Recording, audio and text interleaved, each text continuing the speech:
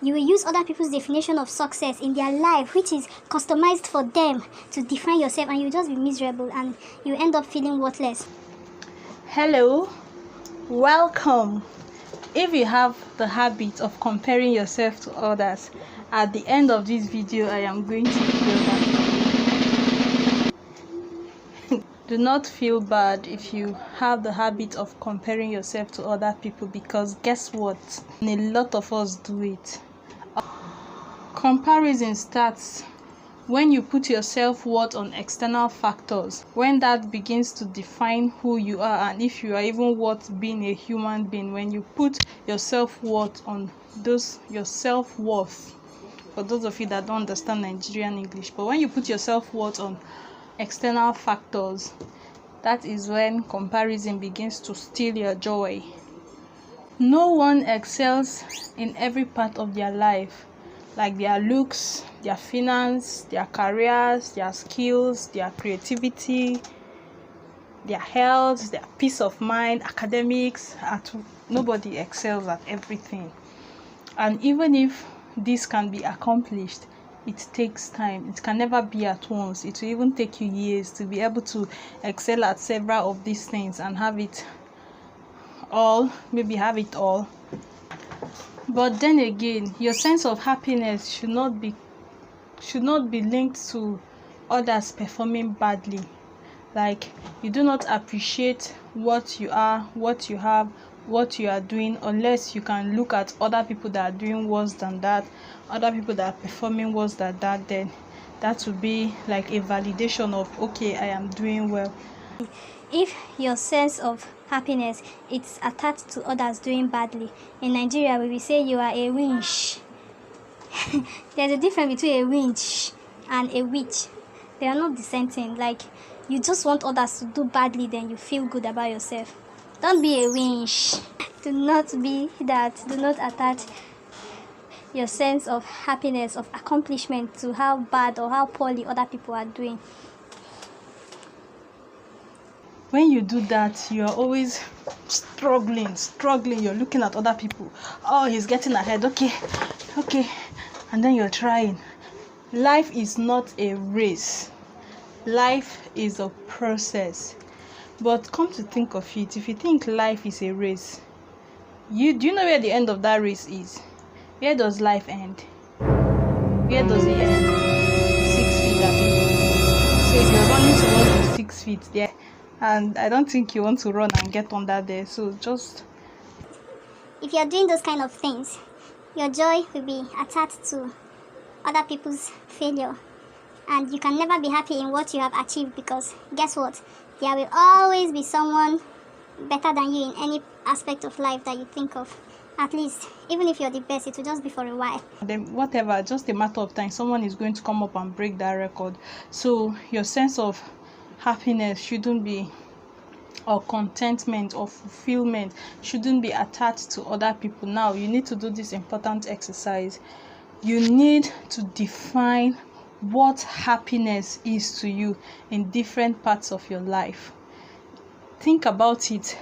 What would you consider to be like good life? Like, this is good, this is it for me, this is what I want. What is it for you? In your relationship, in your spirituality, in your finance, in your health, in your career, mentally, emotionally, socially, physically, everythingly.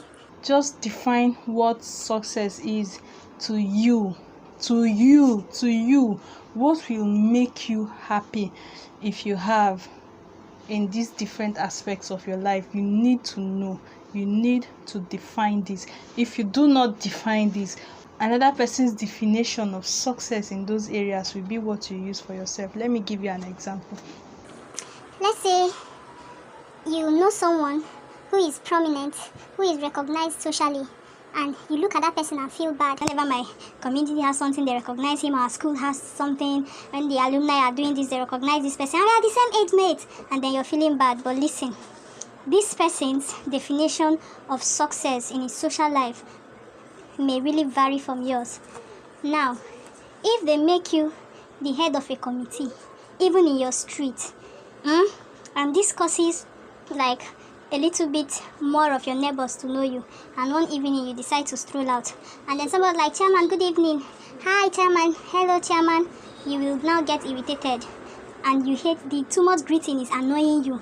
You feel as if they are disturbing your peace, like it begins to piss you off. But you look at someone that is being recognized. This is someone who, whenever he is called upon, he doesn't care about his rest time, his peace of mind, the compromises he has to make, the inconveniences he has to make. He gets up and goes. He's always there for people. He's always out and about. But that is what he wants. But that is not what you want. Like, you will cry if 20 people greet you one day.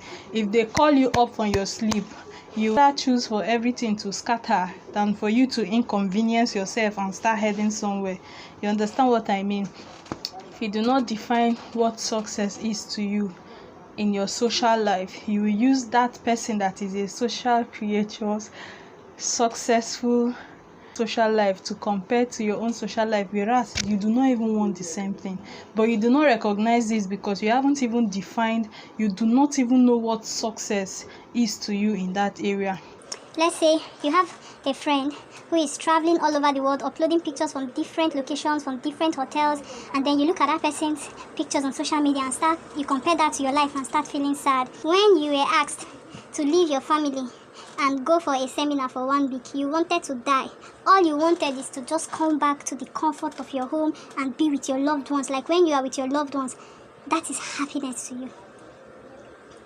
But you have failed to recognize that you do not need to compare your life to that person, because you have not defined the fact that quality time with your loved ones is the height of happiness to you. Like family time, your loved, just that time with your family is what matters to you.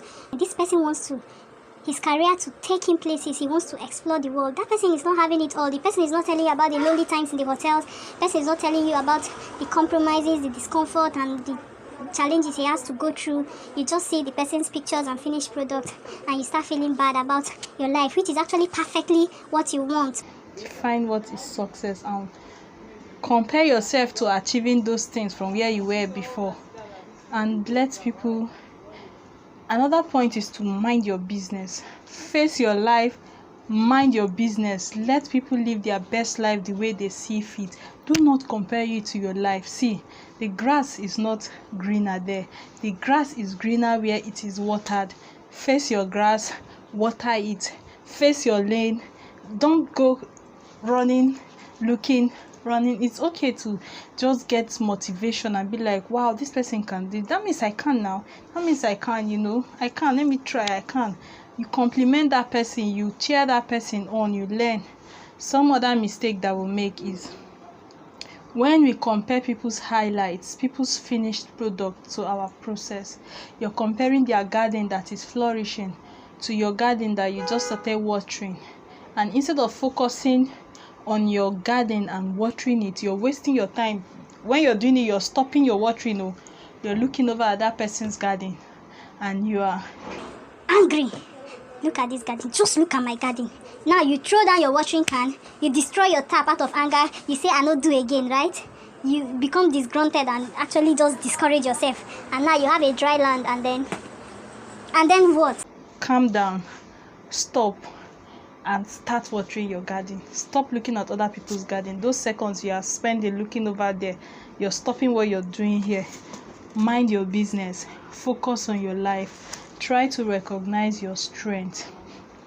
The problem with human beings is that we are like, over time, we keep narrowing down our perception of what is perfection, what is a perfect spiritual life, what is a perfect social life, what is a perfect finance, we are refusing to acknowledge that variety is the spice of life. I was listening to a favorite speaker of mine, and he said human beings cause the most harm in the universe, and yet we feel as if everything revolves around us. He said if human beings cease to exist now, the universe will flourish. Can you imagine that? Are we that useless? But when we die, at least we give manure. We actually do not do good things for the universe. Even when we are planting trees, if we do not plant trees, they will grow by themselves. So what do we give to the world? What do we give to the universe apart from destroying it? We provide manure when we die. What about CO2? Who will give them CO2? Or animals will? Whatever. So he said, and yet we feel like everything revolves around us. Everything should be about us. We developed this straightforward way of thinking and just believing our perception changes to narrow down how everything should be, how success in your finance should look, how success in your looks should be, how success in your social life should be, how success, everything is being narrowed down. We just focus so much on ourselves, whereas we refuse to recognize the distinct usefulness of every single thing. Everybody has their distinct purpose in life. You have your distinct strength. You have your own weaknesses. You are a one in one human being. When you open up your mind to see the distinct value in everyone, you will most likely then see the distinct value in yourself. Every single creation, every single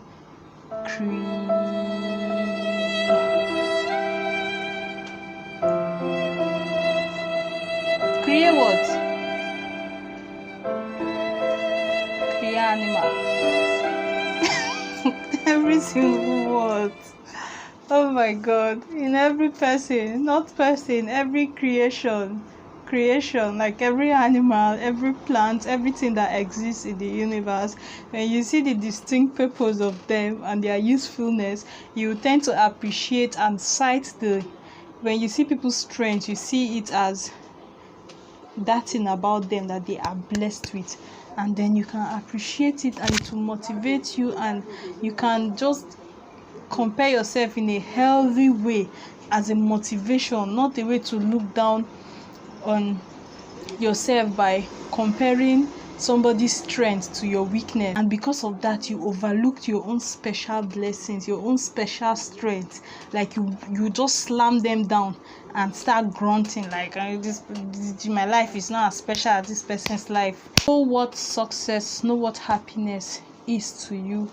Focus on achieving that and measure yourself on how well you move forward with that. Compare yourself to yourself and your performance from before, and just try to achieve what you know success is in that area to you. You drive yourself. You can look around. If you decide to use someone as your mentor, do your research. If you can talk to the person, you do hear their stories, you will get to know that it's not easy, and prepare yourself. This generation, we just like instant gratification. We want instant pleasure, like everything should be fast and now we want it now. You will hush puppy your life. If someone motivates you, take out your time to really study things about that person's journey, or talk to the person. You know the struggles, you know the challenges, you know the work the person puts in, and you know like you're working towards something, and it's encouraging you, not comparing yourself because you instantly want what that person have. Deciding to ignore the fact that this person has put in work and it has taken this person time, compromises, sacrifices, their sweat, their blood. You just want their finished product. You look at people's highlights, and when you compare that to your life, you just want that, and you are now discouraged and feeling as if you're a useless person and wondering, why are my mates are here and I am still here.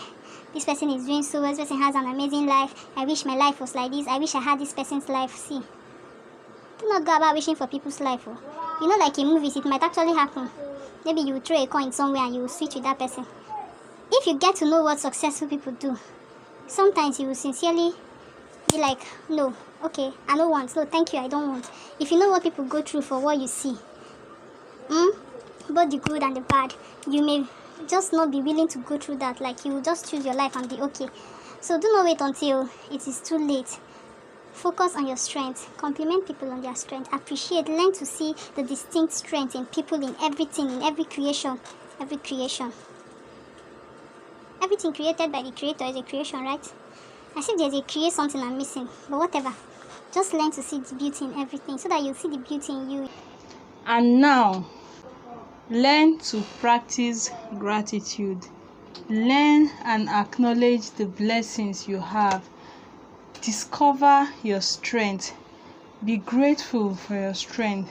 There is always a lot to be thankful for. Maybe you're not doing well financially, but your health, you're as healthy as a horse, you know. Maybe you're not doing well academically, but you're such a creative person, or you're so skilled, or you're just so good at something. Be grateful for what you have, so that the universe can give you more. Like the person, the one they gave you is vexing you, and you're angry. How do you want to not get more? If it's you, will you give yourself anything? So just be encouraged and keep striving. Remember, you are one in one. You're not one in a million. You're the only one of you. See, you're amazing. Thank you for watching. Mwah!